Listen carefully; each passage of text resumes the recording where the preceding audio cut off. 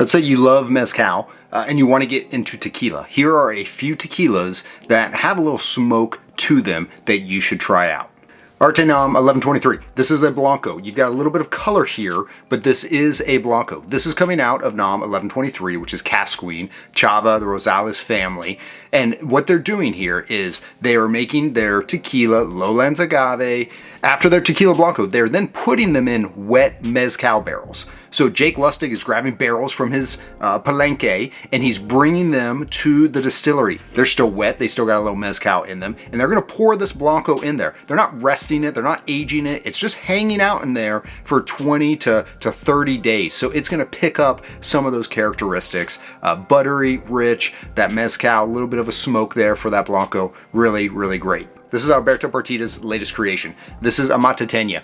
This is a very traditional, old school Blanco, Tahona crushed, but it's got some smoke. The way they're cooking these agaves, open flame is giving some smoke to it. Definitely want to check that one out. Volcan de mi Tierra Blanco Smoke. This is another solid brand, nothing going on here, additive free. They just released this Blanco Smoke not too long ago. It's not even out in all the states. I was able to get my hands on a bottle. I believe this is their original Blanco. It's then going into Ardbeg casks. So these peaty casks, these casks that have these different malt whiskeys in them, and they're going to be in there for about 10 days. And it's going to pick up a little bit of that smoke. So you're still going to get that crisp Blanco, but then that smoke is going to come through a little bit. This is not a reposado. If it hits anything under 60 days, we go 60 days for a reposado. But if we're less than 60 days, we can be 10 days, we can be 20 days, we can be 30 days in a barrel, and it's still considered a Blanco. So this is their new release. It's very limited. It's not yet out in all the states, but you're going to start to see it soon.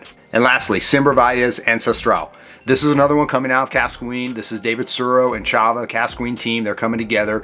Very old school. We're cooking these agaves in an earthen pit. So this is not a brick oven. They have hornos there. They're doing this in their earthen pit. I've seen the area. It's amazing. Everything is very traditional. Even how they're crushing those agaves by hand after they've cooked them. But this is as traditional as it gets with Ancestral. So if you're looking for a little smoke, or you're coming from the whiskey world and you like some of that peaty flavor, these are some tequilas for you to try. Be sure to like and subscribe, and make sure you're listening to the Agave Social Club Podcast.